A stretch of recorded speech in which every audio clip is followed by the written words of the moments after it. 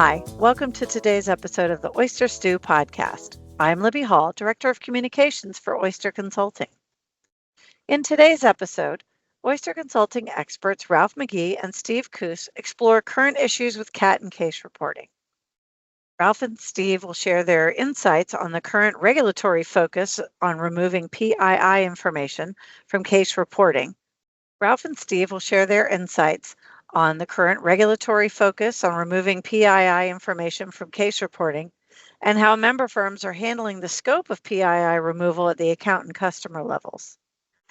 They'll share their thoughts around the uncertainty around implementation timelines and technical specifications from FINRA, the continued use of blue sheets, which creates duplicative efforts and integration challenges, and CAT reporting's critical role in market surveillance during volatile trading periods. Let's get started. Ralph? Good afternoon. This is Ralph McGee here at Oyster Consulting. I am the subject matter expert here for Oyster on CAT and CAIS reporting.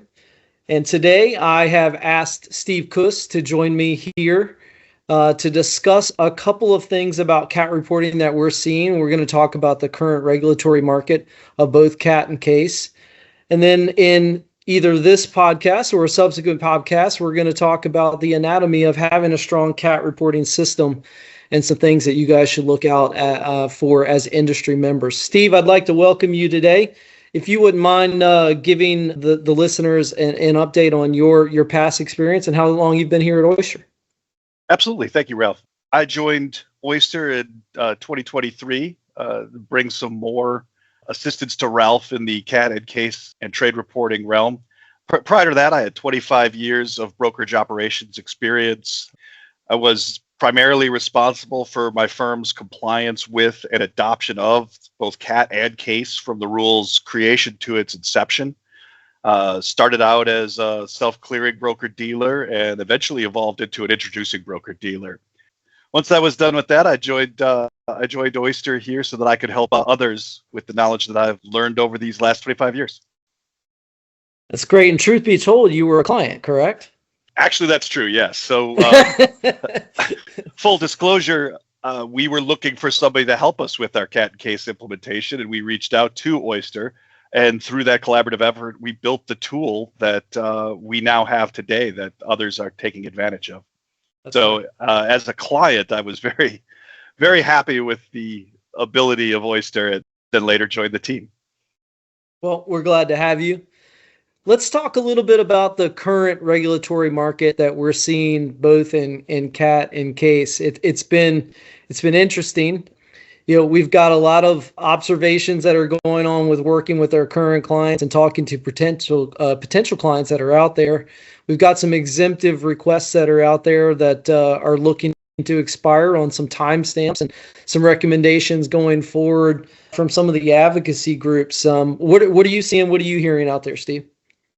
A lot of the same. So a lot of focus is on the rule change to CAIS to pull out some of that PII information.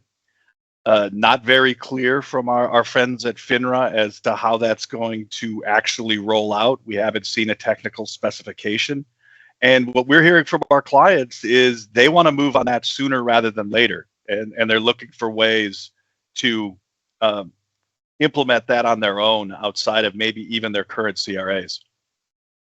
Yeah, a lot of talk that I've heard from the clients that I work with on a day-to-day basis.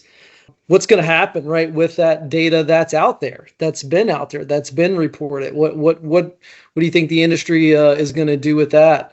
You said a little bit about timing too, right? So we're hearing a lot of complaints about, I don't know, speed to market, right? Would be something that I would think to express it as.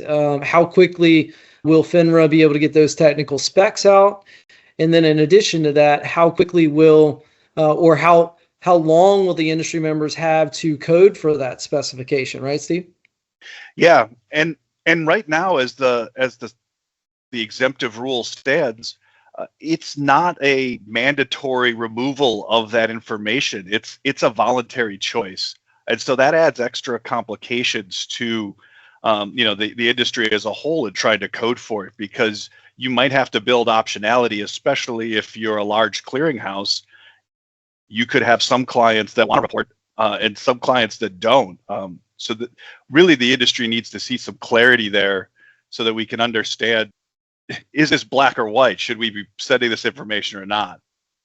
Right. Yeah. And that scope of the PII is still in question too, right? So we've got some FDID level addresses that may or may not be pulled out. I know we've seen advocacy groups such as the FIF go out and say, hey, can you clarify this for us? What exact addresses do we have to, or can we pull out and do an interim reporting value for, and which ones can we not? Is that only on the account level? Does this apply to the customer level as well, correct? Absolutely. How about talk about blue sheets? Being in your position, sitting, more recently in a broker dealer setting than myself, how do you feel about blue sheets continuing?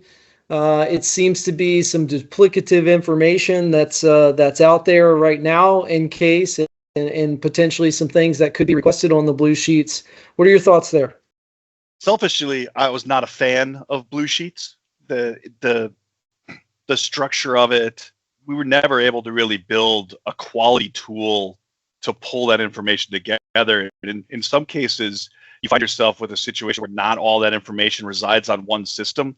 And so your firm may have to do some collaboration of its own back office systems through its OMS, its back office system, to just to get that data together. So there's a build there that's happened.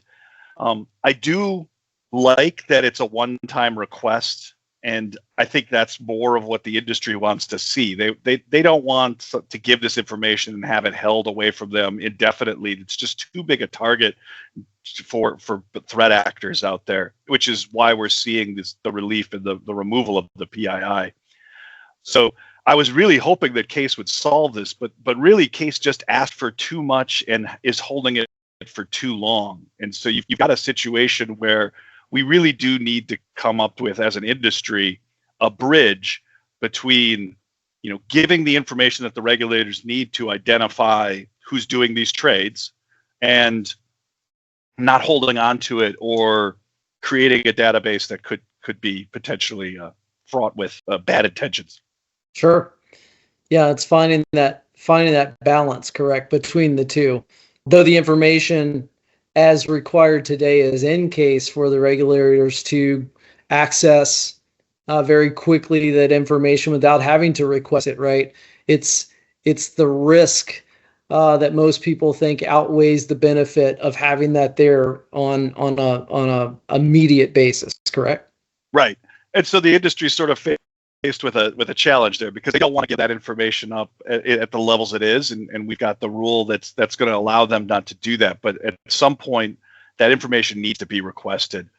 If you go back to why the rule was created, it was the flash crash, and they tried to put together exactly what happened and who did what trades and when, and they weren't able to do that with Oats. The trail wasn't clear enough, and so they still need that level of granularity, and that's what CAT was meant to solve. And we're seeing that today with the volatility in the markets currently is being spurred by tariffs. We're seeing movements that are exactly the kind that the CAT rule was created to help monitor and surveil. So it is an important rule. We need to find a way to comply with it, but we have to find the right way to do it smartly. Yeah. And I think firms need to realize that this is still, both on CAT and CAIS. This is something that's constantly evolving, right? I know later this month, we've got an industry update that's going out, a software update, if you will, where some of the requirements are going to change with a rollout in April here that's impacting certain market making quote events and things like that.